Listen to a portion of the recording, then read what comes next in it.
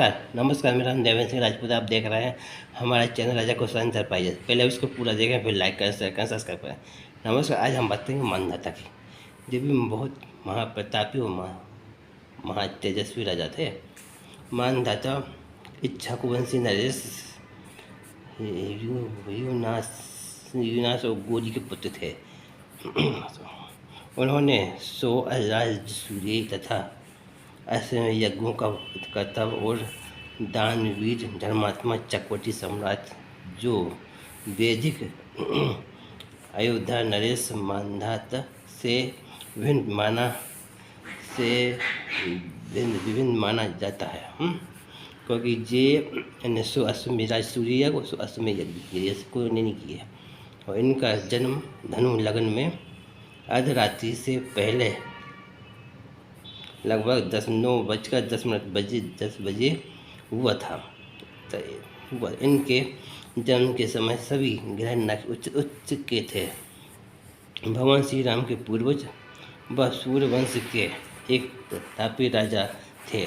राजा मानधाता के राज्य में त्रेतायु के आरंभिक काल में नर्मदा कावेरी तट पर स्थित ओमकारेश्वर प्रसिद्ध है। महेश्वर शिव ज्योतिर्लिंग पृथ्वी लोक पर प्रमुख 12 ज्योतिर्लिंगों में से एक है। एक जनश्रुति के अनुसार मनु के पूर्वज इस देश की अराजकता दशा थी। आज अराजकता की दशा से परेशान पहले अराजकता थी पूरे में, उस परेशान होकर अराजकता से परेशान होकर लोगों ने मनु के पास मनुष्य को अपना राजा चुना।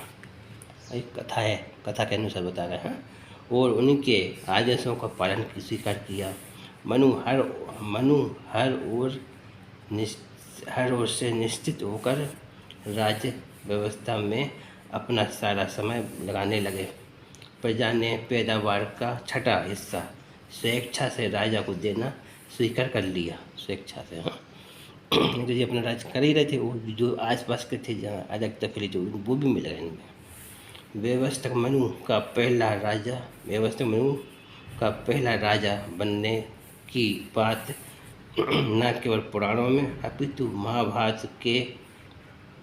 महाभारत कौटिल्य का अर्थशास्त्र आदि ग्रंथों में विद्यमान है। महाभारत धर्मशास्त्र धर्म ग्रंथ है। उसकी साहित्यिक प्रमाणिकता अमान्य हो सकती है, परंतु कौटिल्य अर्थशास्त्र सर्वाधिक प्रमाणित है।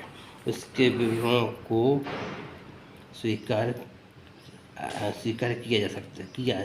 स्वीकारा गया है। मनु के प्रथम राजा महाराजा मनु की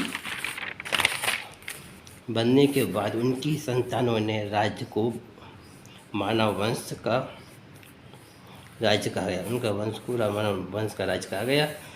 मनु आर्य के पहले राजा बने। और पौराणिक अनुश्रुति के अनुसार मनु की संतानों में सबसे बड़े संतान आगे चलकर इक्ष्वाकु कहलाए। मनु के वंश के खानदान के सबसे बड़े जो वंश थे जो आगे चले इक्ष्वाकु कहलाए।